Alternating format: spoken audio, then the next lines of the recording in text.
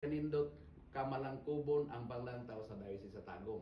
Karon dunay tahas nga napulo ka buok ug nahimong kabahin ni kining duha sa mga napulo ka tahas.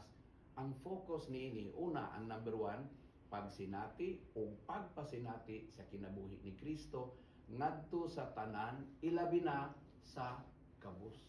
Mao ni nga ang diocese gikaron aduna gyud gihimong special nga particular kaayo nga ministry for the poor na gitawag og Spes Pauperum nga iyang kahulugan hope paglaom alang sa mga kabus. Mao na nga gihimo ni siya karon tungod kay nakabase gyud ni sa atong panglantaw og tahas sa simbahan ang ika-upat usab pagpalambo sa tawhanong kaugmaran ug tig-usbawan.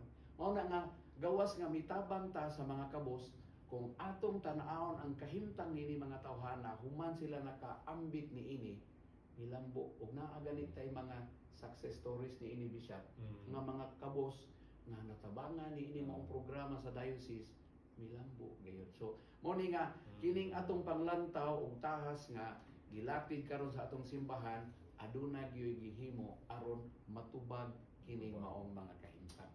So usa niini kining atong gihimo karon nga SPFI o Spes Pauperum Foundation Incorporated.